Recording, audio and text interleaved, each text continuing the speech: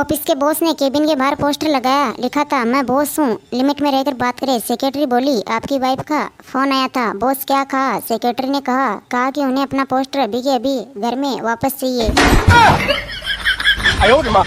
पिता पढ़ भी लिया करो, घूमते रहते हो, टीवी देखते रहते हो। तुम्हारी उम्र का था तो मेरे पिताजी ने मुझे सख्त अनुशासन में रखा था। बेटा आपके डैडी पुराने ख्याल के रहे होंगे पिताजी, तो भी तुम्हारे बाप से 1000 गुना अच्छे थे।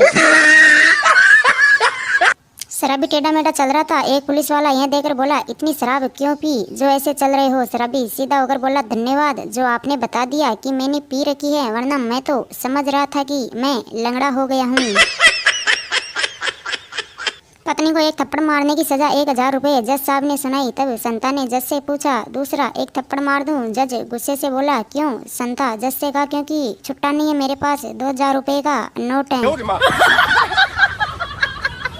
राकेश ने कहा नरेश तू घोड़े के बराबर नहीं दौड़ सकता। नरेश ने कहा लेकिन घोड़ा दौड़कर भी मुझसे आगे नहीं जा सकता। राकेश ने कहा ऐसा हो ही नहीं सकता। नरेश बोला क्यों नहीं हो सकता? मैं घोड़े पर बैठा जो रहूंगा।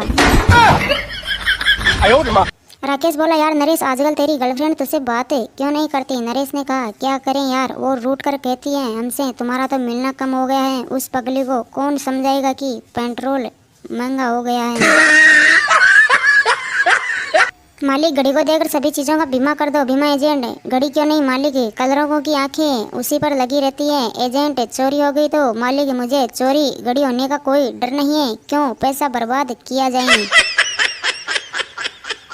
संता सपने में तुम्हें देखा कि पत्नी क्या? संता देखा हम एक समंदर में हैं, तूफान आया और मैं समंदर में गिर गया। पत्नी फिर संता तुम मुझे बचा लेती हो, कहती हो 7 जन्मों तक तुम्हारा साथ निभाऊंगी। पत्नी फिर संता सुनते ही मैं समंदर में कूद गया।